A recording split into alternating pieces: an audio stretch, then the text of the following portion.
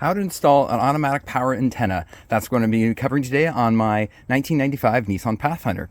So, first thing to do is make sure you have power. I can run from the fuse box inside, but I'm going to get a new line. So what I did is I just had a new line here to a fuse going back through here. And I also have a ground right here inside the engine going through and down. I previously had a ground right there.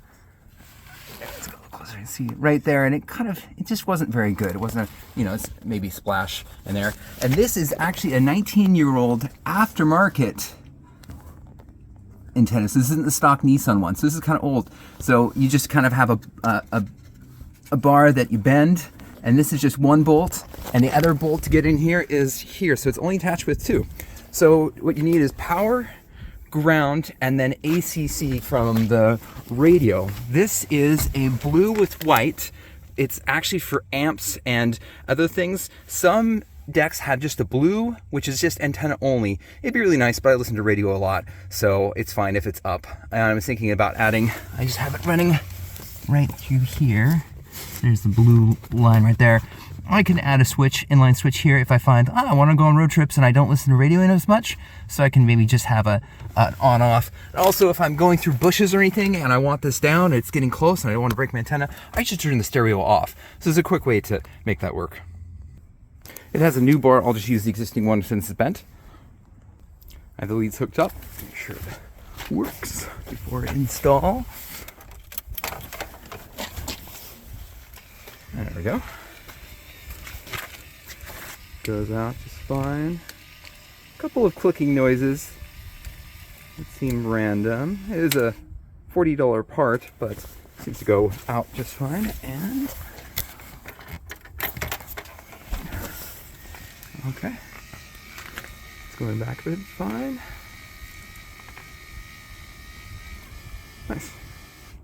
I'll pull the fuse as I work on it. Loosen the top bolt first. And I'm going to want two hands for this, but you can kind of see it coming off. Pushing from down below as you unscrew kind of releases a little pressure, makes it easier. There we go. Take off these. Oh, I forgot to mention, to get to this, there's just screws and bolts to take care of the mud flap and the inner plastic wall, and that just looks like these. It's really straightforward. Just a number of screws. Let's see, 1, 2, 3, 4, 5, 6, 7, 8. 8 screws. That was easy. Also, you need to take out the glove box, and there's a metal panel behind it. So you take the glove box down, there's the little things right here, which kind of little tabs go, there's the thing right there, let's see. Little plastic tabs that go back and forth, it's probably in there. Here's the little metal thing. And then you get access to this plug right here, and also to just easier access. I was gonna remove this 10mm bolt, which just hooks up to the back of this pad. And I was gonna see if I can just remove that screw and twist it out to leave that in place. One less step maybe.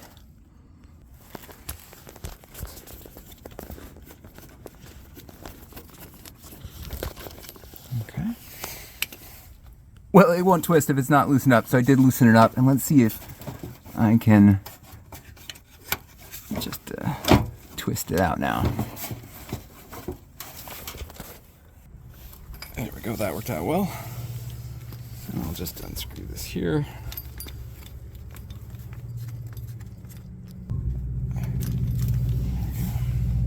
Only tiny differences, but appearance-wise, they seem to be the exact same part, or they seem to be the same look, but amateur build quality. If I get 19 years out of this, that would be fantastic. Before I pull the older antenna out, I'm going to attach a line. This is just a kite line, just so I have a pull line through. There we go. There we go. I have a pull line. There we go. Pull the slack. And you can also use the same technique for the accessory line. If you want to run through this spot. There we go. And I'm going to go back and forth a little bit here, pull a little, push a little. I don't want to bend this new line, so I'm going to be as gentle as possible. No luck just yet, so I'm using electrical tape around the tip so I can kind of lead it through rather than maybe bind up. So I found what works best is aim So here's the hole, and aim down and then back and forth. And also as I pull this out, kind of put this hand behind here and you kind of push it along its way. But if you just pull, it kind of binds and locks in. It is possible this is long enough, it's 59 inches to make it there, but there is a extension piece here, so I'm just gonna plug into that. Tuck the remaining wire back. Now this is interesting. I actually have a stock antenna here hooked up to here, and that runs down to a smaller line. Maybe if there's a time you need to have your antenna down, you'll still have reception. I have tried it with it down and it's not as good reception, but it has some. So what I've done is I've cut these lines and attached them kind of floppily, and I detached to get a new line. I actually didn't need to detach these. This is good, but I thought I was gonna have to replace it. So I'm gonna solder these together here and solder those three together there. These are all soldered up and all taped up. Feed the blue wire through. Well, that was difficult. Let me know if you have a better technique. The general idea is I pushed in, and then pushing in large areas didn't seem to work, but once I took a Phillips and pushed in specific areas, kind of like I used two hands, kind of like that, I was able to get the seal on. There are a lot of accessory pieces, but this one's cut down to, not perfection, but pretty darn good, and it's already cut out, so I'm gonna use that. Plus this also sticks up further, and this one doesn't stick up as high, and I think it'll work just fine. Rather than having an extra piece that, oh, I don't wanna drop it. Having that extra piece that sticks out, I think the flush will look nicer. And we'll see if that angle works. So I'll try to put it up here. That piece didn't really work out, so I'm going for the old pieces I have. I might be able to customize these pieces, but these are already custom to fit mine. I just screwed this on a fuse so I could get this on down here. Got this screw back in place.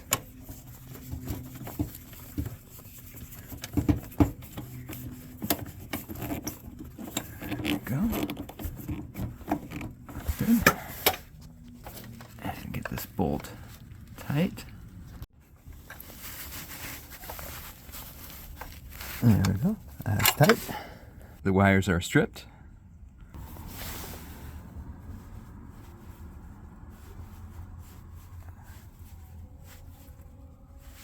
Twisted. And soldered.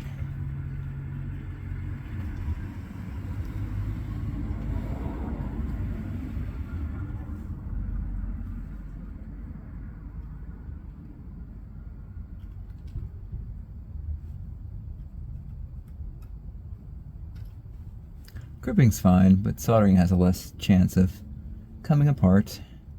And also crimps can kind of rust where this is kind of sealing it all together in an enclosed space. So I found, especially with this, soldering is just a little bit more durable of a connection in multiple ways.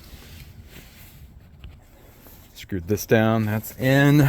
These are bolted in. Before I start wrapping up these, actually here, let's do this. Let's get the drain plug on. Can I see it? There we go. Okay. Before I button everything up, I'm going to make sure it works. First put the fuse in. Okay. Well, let's test it out.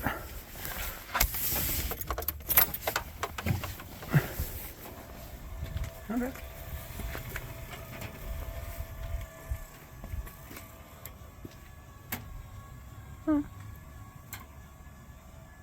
Okay, it works. Nice. Put it back down.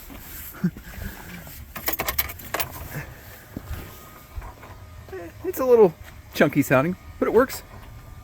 Just go down all the way and turn off. Nice. Okay. All taped up. And if you can just check the stereo to make sure the radio works. Here, and then just example. Yep. Time it comes out. goes in. Good reception. Okay, I'll button it up. Oh, and I'm redoing the whole stereo, so it's just one speaker hooked up for this test. For the cover, this goes on the outside, and this up here goes on the inside, and there's the screw holes to get traction. So put this in first, and then kind of put these clips here, or the screws, forward and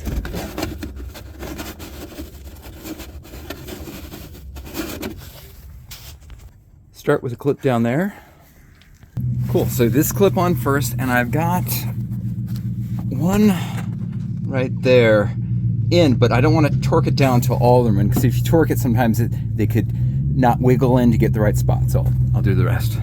Got them all in for the most part, and I'll just torque them down now. Nice. It's all back in place, torque down, and yeah, I think I'm going to leave it there, as I'm going to do a lot more stereo work, so I don't need to button it all back up. Might even run some wires back here, so I'll leave that out for now. But yeah, let me know if this is helpful. Like, subscribe, and share, and ask some questions. There might be something I forgot. And thanks. Have a great night. Bye.